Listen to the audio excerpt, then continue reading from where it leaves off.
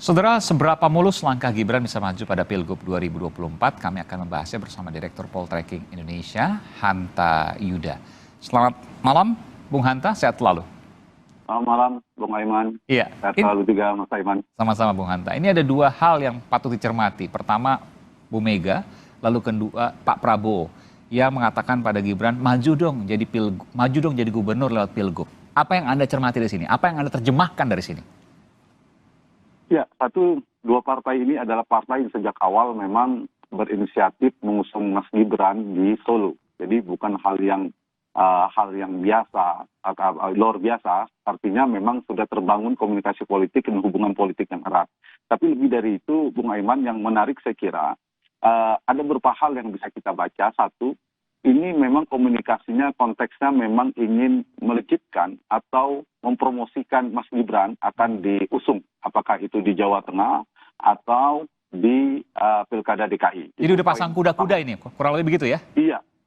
Yang kedua, tapi yang menarik Mas Aiman, saya kira ini juga mengirim pesan kepada publik bahwa baik-baik saja hubungan Pak Jokowi, hubungan dengan Ibu Mega yang sering santer dipersoalkan, ya baik-baik saja. Ada Pak Prabowo juga, ada kode politik itu. Mas Gibran juga bisa dibaca representasi dari Pak Jokowi sebagai putra beliau. Jadi mengirimkan pesan kepada publik Indonesia bahwa hubungannya baik-baik saja. Itu yang kode politik paling penting. Selain kode bahwa Mas Gibran dianggap layak untuk maju dan kontestasi pilkada ataupun pilgub ke depan, apakah di Jawa Tengah atau di DKI ke depan. Saya kira itu poin pentingnya. Itu terkait dengan Bu Mega yang menyatakan maju dong pilgub kepada Mas Gibran ya.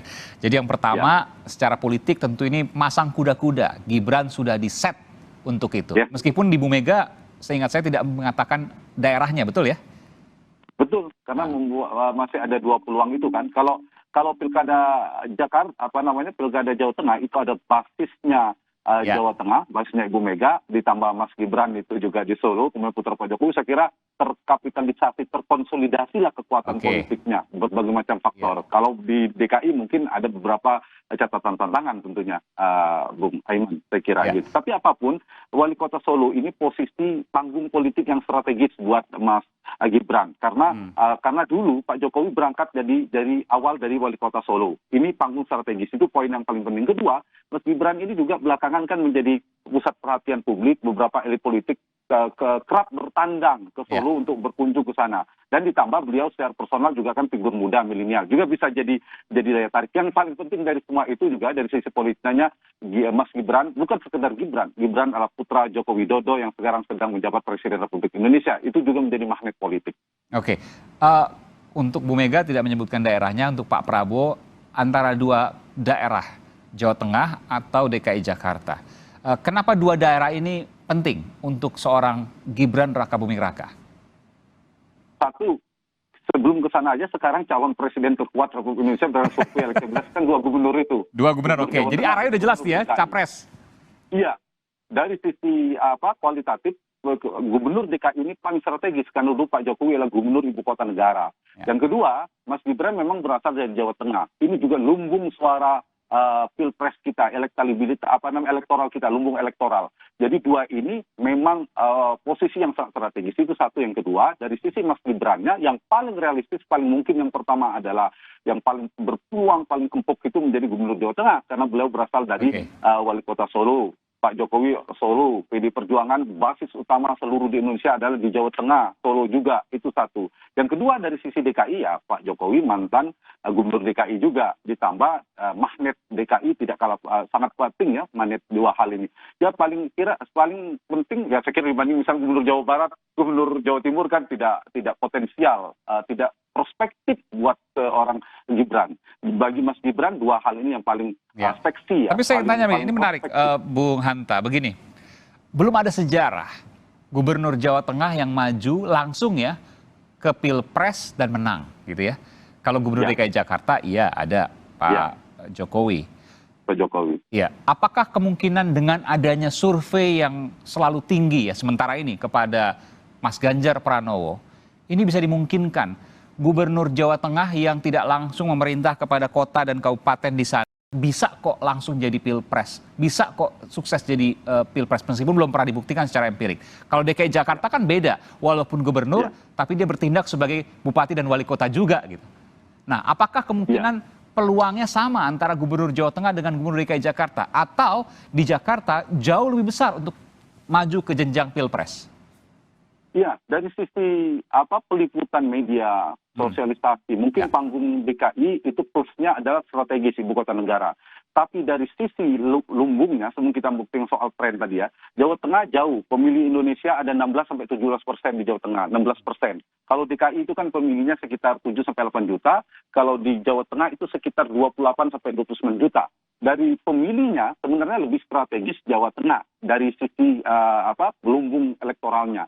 Betul, di Jakarta kemarin itu ada faktor di mana Pak Jokowi pernah berada menjadi gubernur DKI. Tetapi Mas Aiman jangan lupa, sekarang juga trennya Mas Ganjar, meskipun masih kompetitif dengan Mas Anies, itu relatif tinggi kan elektabilitasnya sebagai gubernur Jawa Tengah. Jadi ke depan trennya, posisi gubernur Jawa Tengah juga amat sangat strategis, menentukan. Karena peliputannya, apalagi misalnya Ganjar, selain Anies akan naik dalam kontestasi radar Pilpres.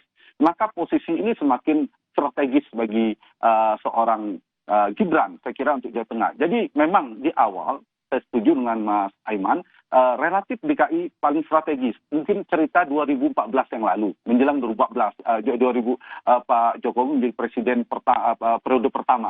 Tetapi setelah perjalanan, kita lihat itu kan ada pergeseran tidak hanya di Pilkada DKI, tidak hanya gubernur ibu kota negara. Ada tren di mana para gubernur wilayah besar itu strategis, masuk pada radar politik elektoral yang strategis. Tidak hanya gubernur DKI, kita lihat sekarang ada gubernur Jawa Tengah, termasuk gubernur Jawa Barat dan gubernur Jawa Timur. Nah, wilayah-wilayah ini adalah wilayah strategis. Satu, karena lumbung Jawa Tengah itu jauh lebih besar dari DKI bahkan. Yang kedua adalah dari sisi gengsi politik juga tinggi di sana. Dan yang jangan lupa ini juga adalah basisnya merah, basis kandang banteng, basis PD Perjuangan. Jadi saya ingin menjawab pertanyaan Mas Aiman tadi.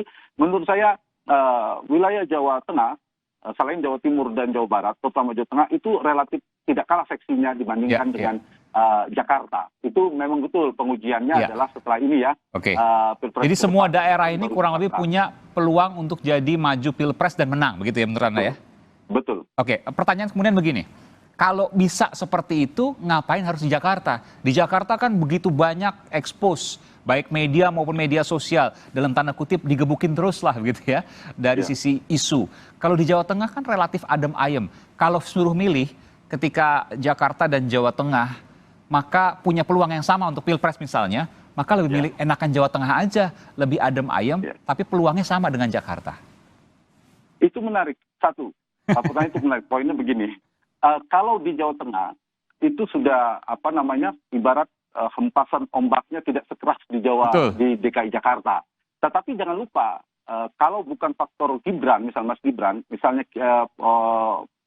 kompetisi itu dilihat dari figur-figur biasa, bukan berasal dari seorang putra presiden dan seterusnya, memang relatif kalau ombaknya makin tinggi kan berselancar potensinya lebih tinggi di DKI Jakarta, Mas Aiman. Jadi kalau mau melambung cepat berada di DKI Jakarta. Tetapi jangan lupa, dengan di Jawa Tengah juga, Mas Gibran saya kira punya peluang yang cukup besar. Karena tadi saya bilang beliau adalah putra Pak Jokowi, yang dulu juga berasal dari Solo, punya potensi untuk melambungkan elektabilitasnya.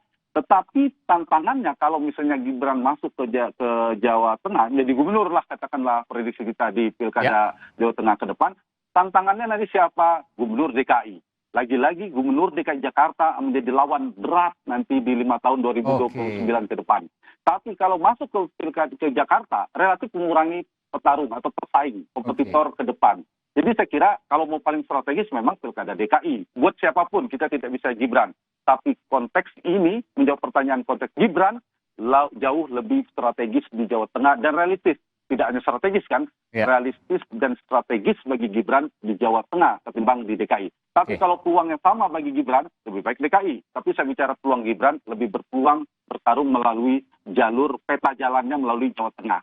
Kalau sama, tentu DKI, strategis juga. Tapi realitasnya Anies dan Ganjar sama-sama kokoh, kuat elektabilitasnya. Jadi saya kembali pada konteksnya Gibran, tantangannya beliau punya momentum politik, tapi punya tantangan dari sisi membuat legacy, membuat kinerja, politik kinerja, capaiannya, bagaimana mentransformasikan seorang Gibran bukan sekedar putra Jokowi, tapi juga seorang wali kota atau gubernur ke depan adalah berprestasi. Itu tantangan bagi Gibran, saya kira belum kuat dari sisi personalitas maupun branding dirinya. Kalau Jokowi kan punya SMK dulu, punya kesan merakyat dan sebagainya. Begitu, Mas Aiman. Dan ini harus semuanya dibangun dari situ. Tapi saya tanya nanti saya tanya prediksinya ke depan Jakarta atau Jawa Tengah untuk seorang Gibran dari Anda. Tapi sebelum saya tanya itu, kalau bicara soal Jawa Tengah, misalnya Gibran mau masuk ke Jawa Tengah, ini kan pasti berebutan. Kenapa? Terutama di kalangan internal PDI Perjuangan. Karena Jawa Tengah itu adalah dalam tanda kutip calon jadi bagi kader PDI Perjuangan. Nggak mungkin cuma Gibran sendiri, pasti ada yang mau. Dulu waktu zaman Mas Ganjar Pranowo yang periode kedua pun ada nama yang kemudian disodorkan meskipun akhirnya tetap dipilih Ganjar Pranowo, apalagi di periode pertama. Ya. Karena akan menjadi, seperti yang saya katakan tadi, PDI Perjuangan di Jawa Tengah boleh dikatakan 99% menjadi calon jadi. Yang saya dengar juga ada petinggi PDI Perjuangan yang ingin menyorongkan anaknya untuk kemudian maju di Pilgub Jawa Tengah. Betul demikian? Betul sekali. Dan saya kira banyak yang merasa ketika Gibran maju di Jawa Tengah, pupuslah harapan politik kader-kader PDI Perjuangan yang lainnya. Jadi memang menarik ini. Ada dua dalam tahapan kontestasi elektoral kita. Jadi benturan internalnya juga kuat ini ya, Bung Hanta ya? Ya, di kandidasi dan election. Di kandidasi pencalonan, Gibran sangat gampang, sangat mudah mendapatkan tiket PDI Perjuangan. Ya.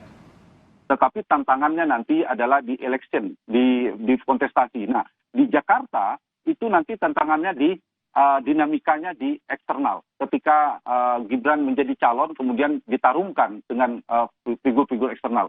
Kalau di internal, kalau di Jawa Tengah, kontestasinya di internal.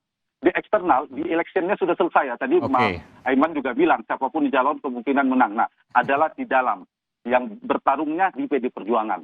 Bagaimana ada wali kota Semarang yang juga moncer namanya, kemudian ada lain-lain sebagainya, banyak muncul nama-nama di sana. Nah, bagaimana Gibran memenangkan pertarungan di internal PDI Perjuangan di Jawa Tengah, itu sudah separuh perjalanan kemenangan dia menjadi calon gubernur Jawa Tengah. Jadi pertarungannya berada di kontestasi pencalonan kandidasi. Kalau di Jawa Tengah lebih pada di faktor election selanjutnya, di pertarungan dengan figur-figur eksternal. Jadi saya kira itu, tetapi Gibran punya modalitas yang kuat dari sisi backup politik, topangan politiknya.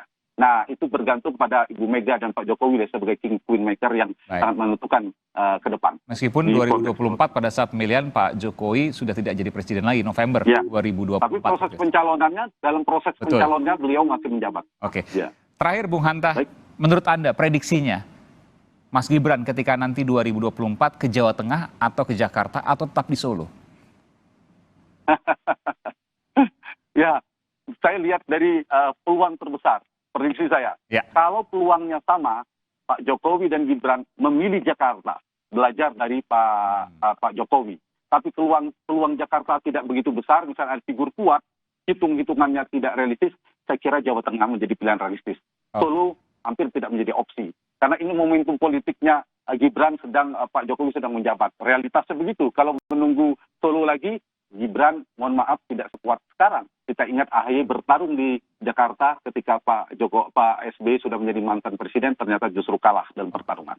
Itulah jadi hitungan politik versi. Kalau nggak dapat baru ke Jawa Tengah. Oke, baik. Cukup logis hitung-hitungan politik dari Hanta Yuda, seorang analis politik yang juga direktur eksekutif Poltreking Indonesia. Bung Hanta, terima kasih atas insight-nya, pandangannya. Terima kasih, selamat malam, sehat selalu.